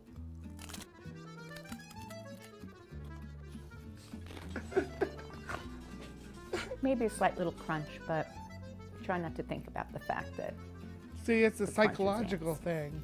Exactly. That's pretty good. Yeah, and normally an entropy fan brings up a good point too. You are allowed to have with if you're making chocolate or making peanut butter, making anything that's ground up, making like cookies and pastries and stuff, anything with flour. There's a certain percentage of insect parts that you're already eating. You're already getting insect protein in some percentage, in some small percentage, but probably the equivalent of maybe one of these ants in that pile of guac is probably how much insect protein you eat on average a day. So just keep that in mind. Guac. But that tastes good. visually, I'm not too happy with how it looks. Oh my gosh, that's the perfect name, Logan. The garnish of fallen soldiers.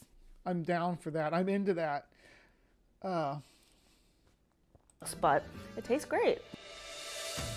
This looks like a little crispy ant pile. So this is just ants, I assume? Just And ants. I guess I'm supposed to use my fingers. I'm not quite sure of the etiquette when it comes to eating bugs or A ants. spoon? It feels like breadcrumbs. It's like a little mushy. It's soft. The ants are a little wet, moist. I know that's a bad Like a word. raisin? As I'm touching it, it looks like legs are coming off. That's pretty gross. I don't know why you would just eat a random pile of ants, but See what they taste like.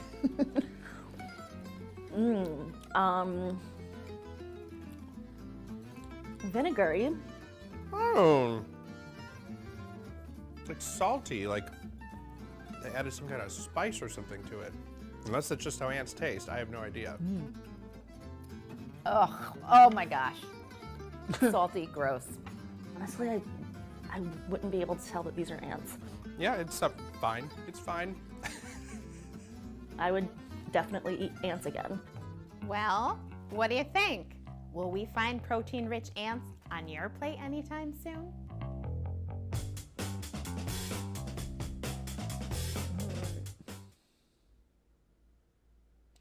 All right. Number 2. Number 2 is mealworms, which is probably what I think is the most, probably going to be the easiest to promote as eaten whole, because they kind of like French fries, but maybe for some people they look too much like maggots, though. I think that might be a visceral response that people have, because the sight of maggots is, despite what that guy said about the apple and stuff, and our ancient ancestors that would have pulled a bug out of an apple and ate it.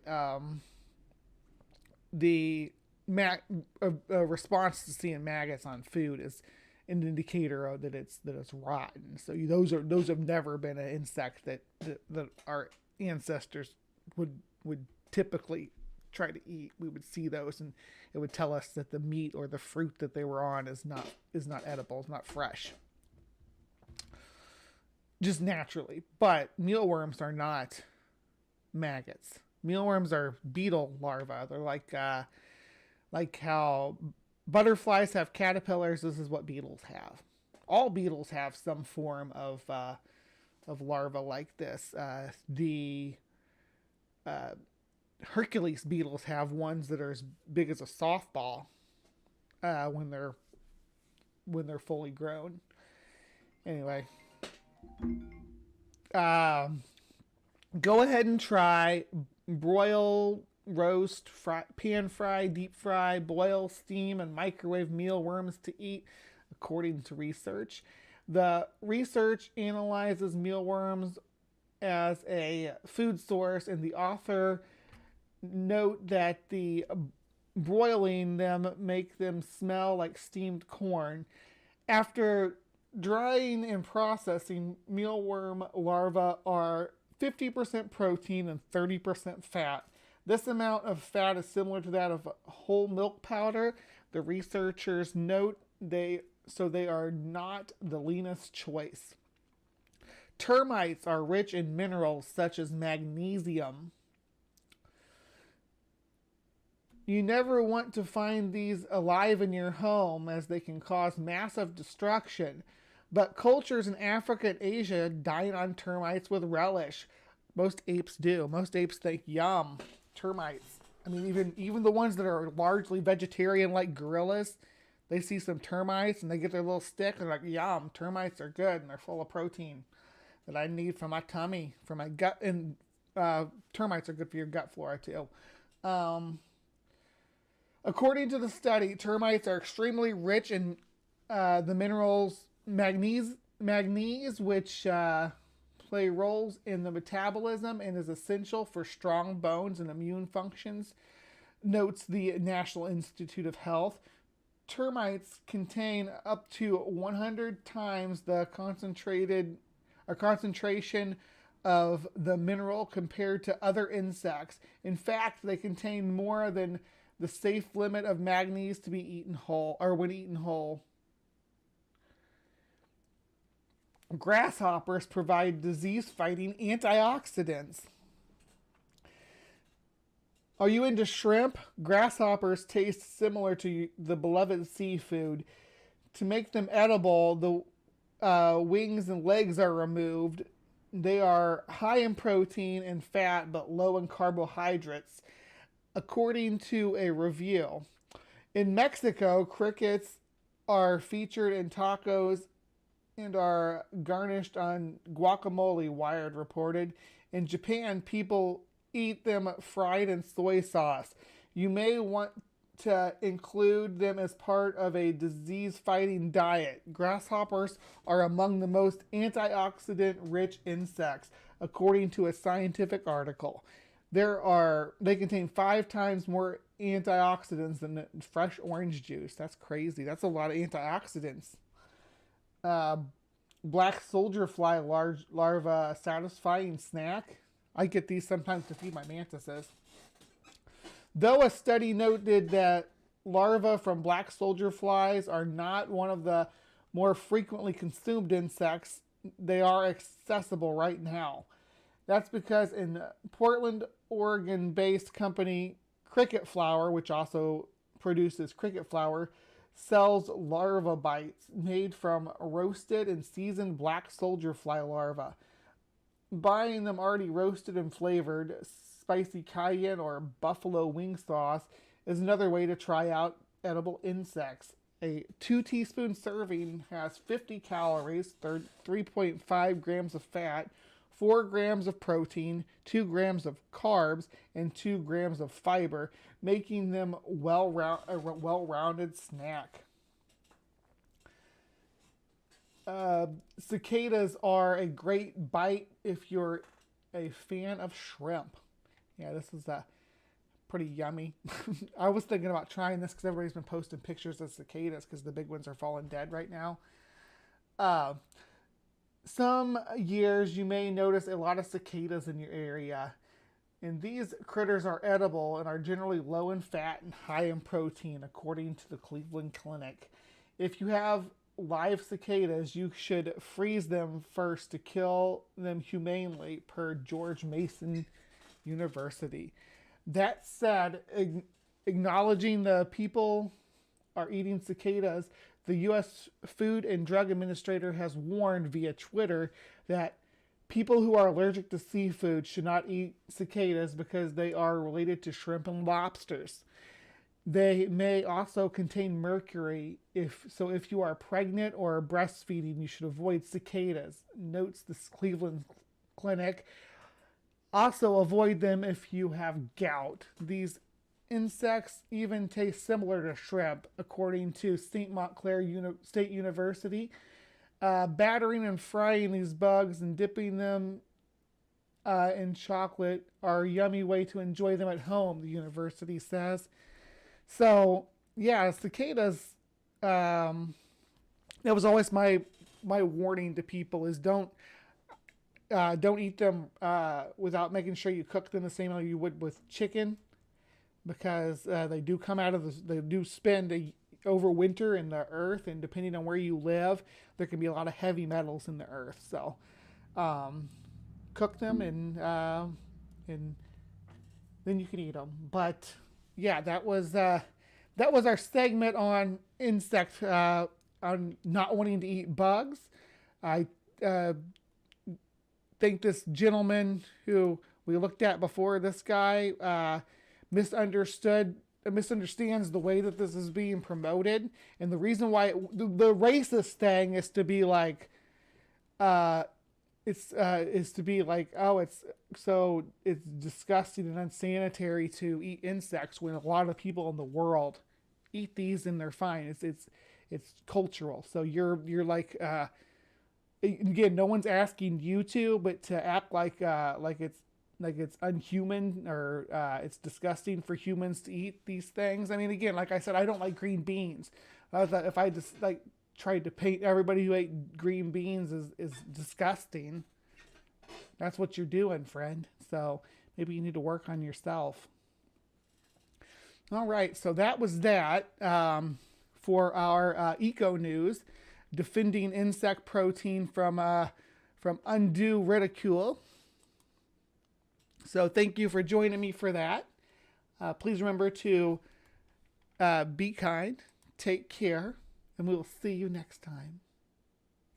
All right, for my Live from the Hive audience, we got one more segment. I'm actually running a little long today, but that's okay. Actually, no, not as long as I was worried I was going to, but I think I will probably be pushing to noon because we got one more thing I had to talk about. This was not on the agenda until it was on the agenda because I can't not talk about it because this is big news in the world. So, all right, welcome to Paleo Peak. Yes, Paleo Peak for special, hot off the presses.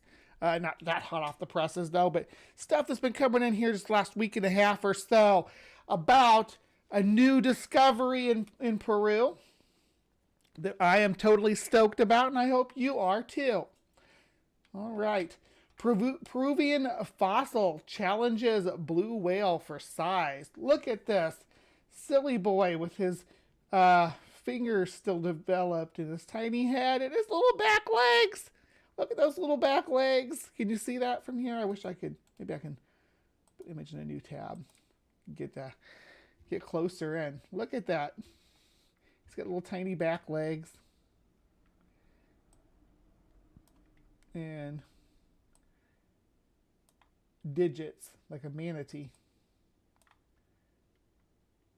But a head more like a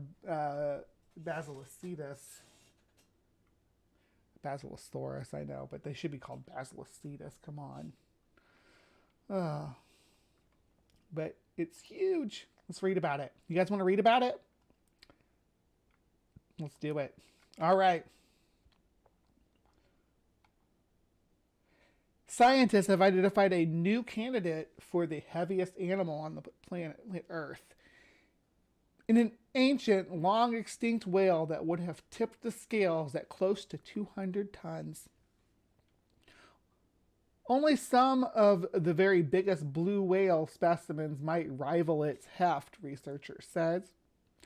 The creature's fossilized bones were dug up in the desert in South Peru, so it has been given the name Perucetus colossus. Dating of the sediments around the remains suggests it lived about 39 million years ago. The fossils were actually discovered 13 years ago, but their size and shape meant it took 3 years just to get them to Lima, the capital of Peru, where they've been studied ever since, said Dr. Eli Amson, a co-worker on the discovery team led by paleontologist Dr. Mario Urbina. Here's him digging this monster out, this huge whale. It took an immense effort to extricate the bones from the hard desert rock. 18 bones were recovered from the marine mammal, an early type of whale known as Basilosaurids. The Basilosaurus were really long predatory whales that were kind of serpentine-like, but maybe this one's not. These include 13 vertebrae, 4 ribs, and part of a hip bone. But even given their fragmentary elements in their age, scientists were still able to decipher a huge amount about the creature. In particular, it's evident in the bones were extremely the bones were extremely dense, caused by a process known as osteosclerosis. And did I say osteosclerosis? Yeah, known as osteosclerosis, in which inner cavities are filled. The bones were also oversized in the sense they had extra growth on their exterior surface, something called pachyostosis. Pachyostosis? Interesting word. Fun to say. These weren't features of disease, the team said, but rather adaptations that would have given the large whale the necessary buoyancy control when foraging in shallow waters. Similar bone features are seen, for example, in modern-day manatees or sea cows, which also inhabit coastal zones in certain parts of the world. Here it is compared to a blue whale. Parusetus would have been shorter than the average blue whale, but much heavier. Blue whales are kind of serpentine too, if you look at them. Each vertebrae weighed over 100 kilograms, which is just completely mind-blowing, said co-worker Dr. Rebecca Binion from the Royal Belgian Institute of National Science in Brussels. It took several men to shift them out onto the middle of the floor in the museum for me to do some 3D scanning. The team had drilled into the center of some of these vertebrae to work out the bone density. The bone was so dense it broke the drill in the first attempt. When confronted with a skeleton of a long extinct species, scientists use models to try to reconstruct the body shape and mass of the animal. They do this based on what they know about the biology of comparable living creatures. It is predicted Parusetus would have been about 17 to 20 meters in length, which is not exceptional, but its bone mass alone would have been somewhere between 5.3 to 7.6 tons. And by the time you add in organs, muscle, and blubber, it could have weighed, depending on the assumption, anywhere between 85 tons to 320 tons. Dr. Amson, a curator at Germany's State Museum of Natural History, Stuttgart, used a median number of 180. The largest blue whale recorded during the era of commercial exploitations were at this scale. What we like to say is that Parusetus is in the same ballpark as a blue whale, he told the BBC News. But there's no reason to think that our individual was particularly big or small. It was likely just part of a general population. So it's worth keeping in mind that when we use the median estimate, it's already at a very upper range of the blue whales, what blue whales can measure. The largest dinosaur might have been about 100 tons in weight. But that's on land too, completely different area. The largest dinosaurs, yeah, they're talking like Titanosauruses and Argentinasauruses and stuff. One of the comparators used by the research team in its investigations in is the blue whale that will be very familiar to anyone who has visited the Natural History Museum in London. Nicknamed Hope, the animal skeleton took pride of a place at the institution when it was hung from the ceiling in the main hall in 2017. But before being installed, the skeleton was scanned and described in great detail, and is now an important data source for scientists across the world. So the skeleton of a blue whale.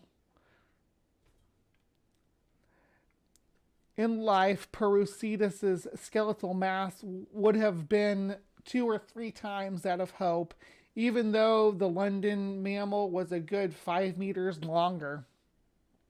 Richard Sabin, the curator of marine mammals at the NHM, is thrilled by the new find and would love to bring some aspects of it to London for display.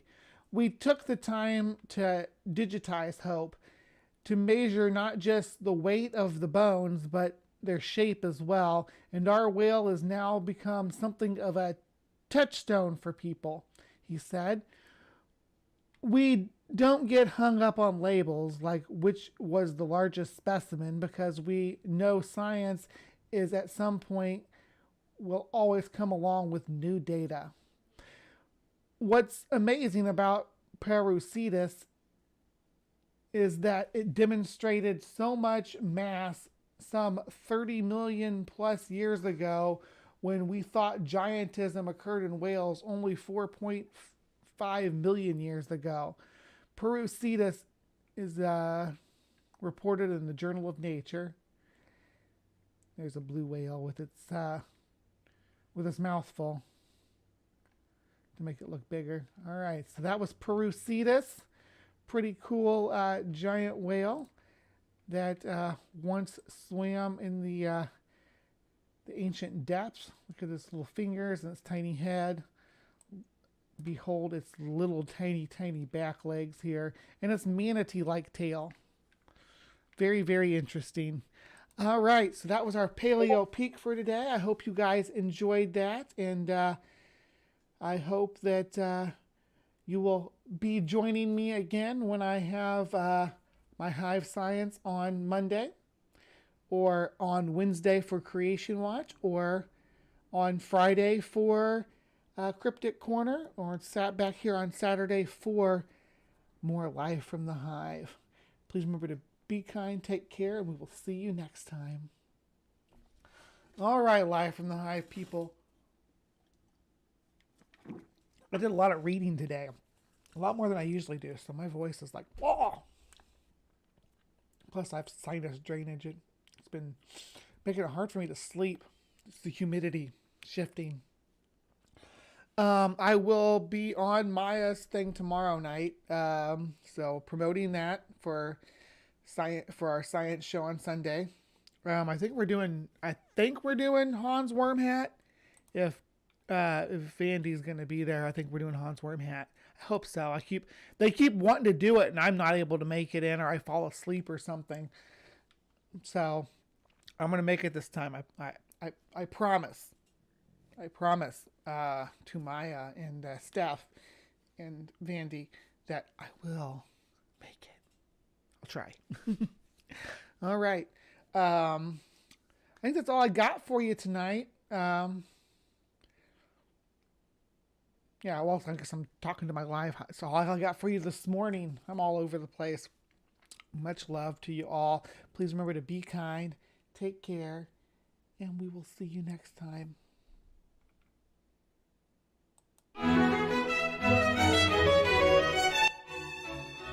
Hello and welcome. Godless Granny is about a lot of things.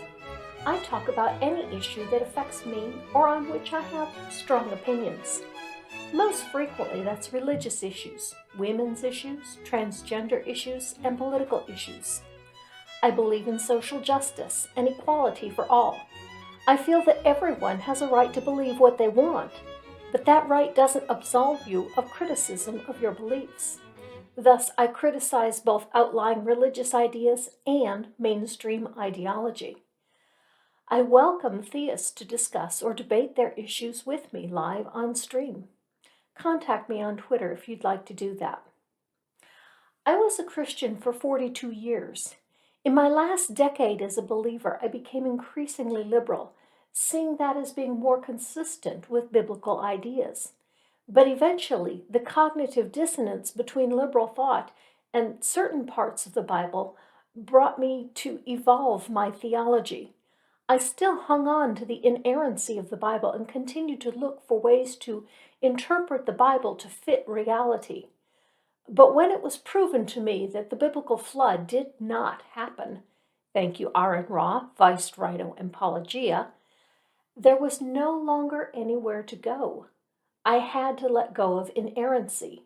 But without the Bible, my faith had no foundation, and then I left the faith. I have since met people of faith who reject inerrancy. I find this a more honest faith, but I also find it a purely human construct. Why believe in a God if you have to make up the God and what the God is all about? I now criticize the very religious beliefs that I held for decades, as I now realize that they not only do not originate from a God that loves me, but that they were dangerous in that they limited me. They limited me as a person by discouraging thought and learning. It restricted my relationships and my ability to develop myself as a person. I hope to do several things here. I hope to reach others of my generation, as we are the primary people that are still holding on to this outdated ideology. Second, I hope to reach the younger generation, imploring them not to follow in my footsteps. And third, I hope to show how the younger generation who has already left the faith can reach their parents. What arguments did I find convincing that will likely convince their parents? So come on in, let's have a chat.